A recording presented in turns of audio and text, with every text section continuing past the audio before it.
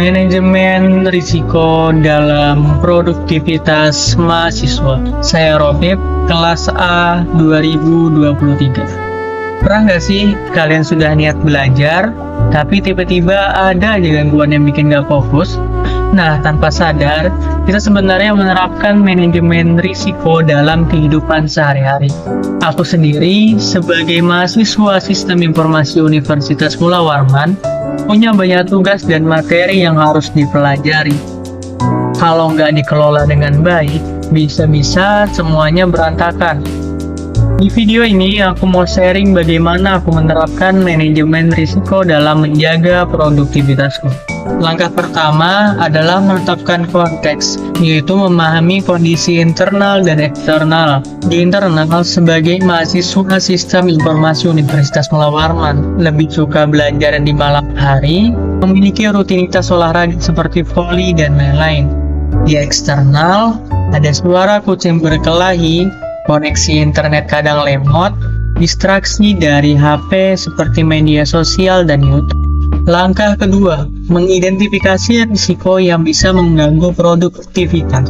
Gangguan internet, jaringan WiFi yang tidak stabil, kuota internet habis, pemadaman listrik, kelelahan, penyebabnya pola tidur yang tidak teratur, terlalu banyak tugas dikerjakan dalam satu waktu, kurangnya istirahat setelah aktivitas seharian, dan tugas menumpuk, penyebabnya tidak membuat perencanaan atau to-do list, menunda-nunda tugas hingga mendekati deadline, tidak membagi waktu dengan baik antara belajar, organisasi, dan istirahat. Dan yang terakhir, distraksi HP, penyebabnya notifikasi yang terus bermunculan, kebiasaan scrolling tanpa sadar, keinginan untuk mengecek media sosial saat merasa bosan belajar.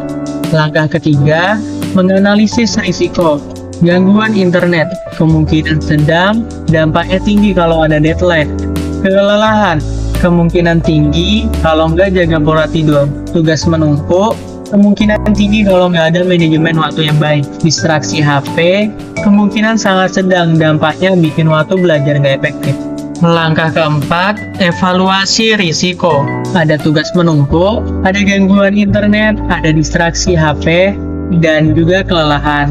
Prioritas tinggi ada di kelelahan dan tugas menumpuk.